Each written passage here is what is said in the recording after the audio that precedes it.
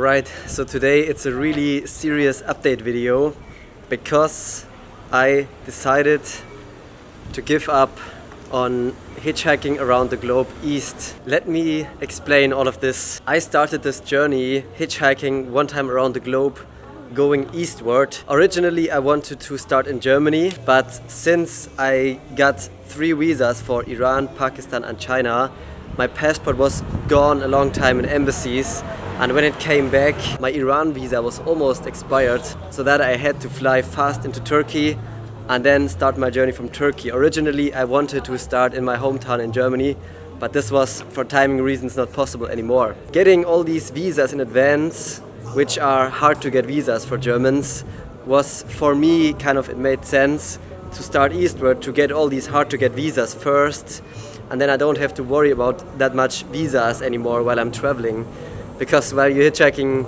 and then you have to sort out some visas, it's almost impossible. And then also I thought that Southeast Asia would be a good spot for me to wait and to try to find ships over the Pacific Ocean, and then the Atlantic Ocean should be a lot easier if I would ever reach there, you know. When I started from Turkey, I had 3 options in mind. First was working on a cargo ship, second was working on a cruise ship, third was helping out on a private sailing boat. Now, with all the additional experience I got and the additional intense research, I figured out that it's impossible to work on a cargo ship these days. They are simply only looking for skilled workers, and I certainly don't have any skills that are useful on a cargo ship.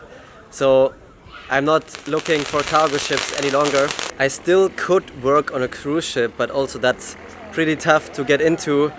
And the question is if I even want to work on a cruise ship, because the problem with cruise ships is that you are usually getting into a contract that lasts for 4 months on the ship, but usually the cruise ships are not going over the ocean, rather, island hopping or going along the coast. And then, there would be no way that I could say I want to get on a ship from Asia to America. That would be not possible.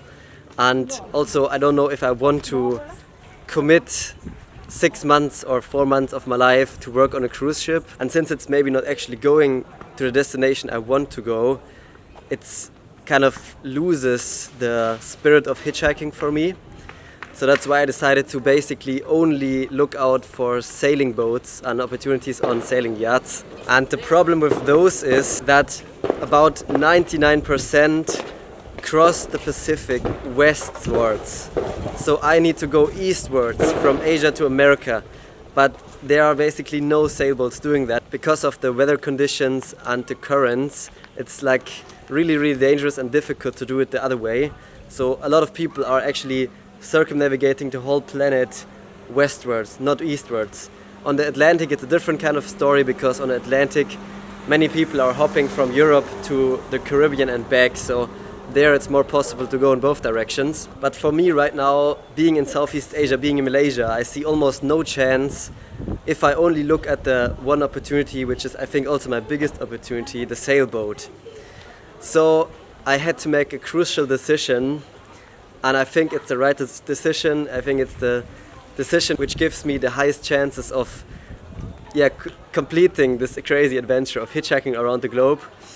And I decided to give up, but don't worry, I will give up hitchhiking around the globe east, but I will hitchhike around the globe the other way. I will go westward, and for that I will start from zero, from scratch. I will fly back to Germany, and from there, from my hometown, that's also really cool, because I wanted to start from my hometown and then try to get all the way around the world back to my hometown. That would be amazing. So I am flying back to Germany, and then I will start, after visiting my friends and family and spending some time with them, I will start to hitchhike around the globe west with the same rules, not spending any money on transportation, and I think that will give me the biggest chances to do it, even though the chances are still pretty low, and it will be another insane adventure, and I'm really looking forward to hitchhiking in Europe. So the new route would be hitchhiking from my hometown in South Germany, south and westward towards Spain and Portugal. And I can basically try to get a boat from anywhere in Europe over the Atlantic. So I can hitchhike wherever the ship is like leaving the harbor, and then join them on the ship hopefully and sail over the Atlantic, probably to the Caribbean or maybe to the American continent, like Central America, South America maybe, and then hopefully hitchhike there a little bit, and then search for a boat over the Pacific Ocean, and then when I reach Asia, hopefully somehow hitchhiking over the continent, maybe again through Pakistan, maybe through Russia, probably again through China, maybe through India, who knows. It's gonna be a whole nother crazy adventure. That's a kind of a huge project also, you know, like starting from zero again. Now it has been 6 months to hitchhike from Turkey to Malaysia, and it's pretty far, but it's not all the way around the world, not even half, you know. So next season could be years until it's completed. So I hope that it's now very clear to everyone what my thoughts behind all of that is, and what the reason is that I give up on the first season, you could call it. So then I will start basically the second season of hitchhiking around the globe, this time in the direction of west, which is gonna be, yeah, I'm already so excited, and I'm like not tired at all of hitchhiking. So see you after a short break in Germany, and I can't wait to get on the road again, already here in Malaysia. And I'm excited for winter. Like, it's gonna be cold in Europe, so hitchhiking in the winter, camping in the winter, it's all gonna be like a crazy, whole different kind of adventure also in Europe, you know. It's a lot of different culture, different landscapes, everything is different, how everything works, you know. So see you for season 2 of Hitchhiking Around the Globe very soon. I'm really excited, and I hope you're too.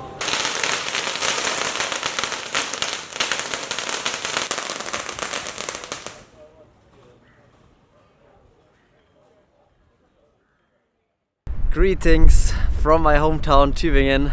I'm right now on a little hill overlooking my hometown, and wow, it's winter here, it's cold, it's windy, it's rainy, but right now I'm just enjoying the fresh air, and also I'm spending some time with friends and family.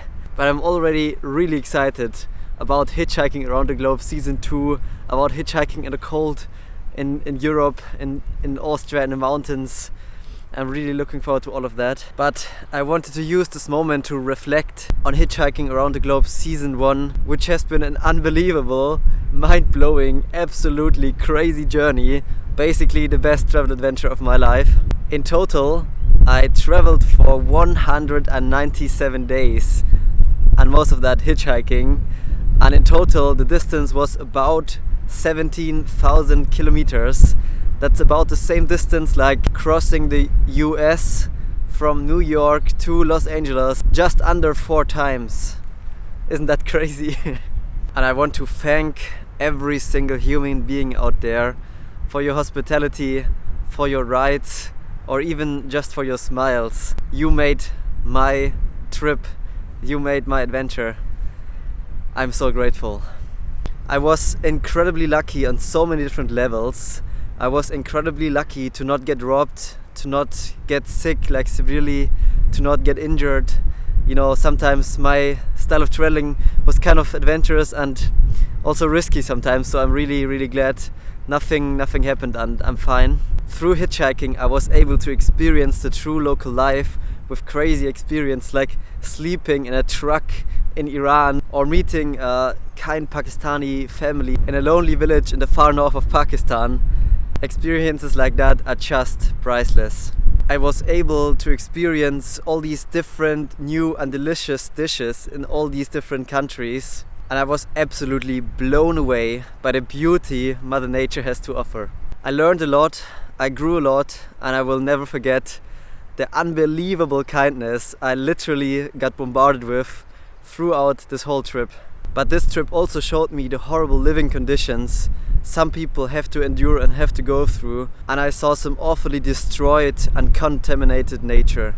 But at the same time I also regained some hope in humanity by meeting so many friendly, hospitable people, by meeting so many new friends, and by meeting wonderfully environmentally aware people like Zoe from Malaysia. For me, this trip made humanity join a bit closer together, and I hope that by documenting my journey, I could share this experience with countless other human beings. And I hope that in the future we can end the endless and dividing argument about the right religion, and unite as humans under the religion of love. I hope that we can stop judging people and nations by stereotypes and embrace our differences. And I hope that we can stop the greedy entities striving for more and more power only for their own benefit, bringing war and misery upon whole countries and people. Only as united and aware human beings we can have a chance to defeat those evil powers who profit from conflict.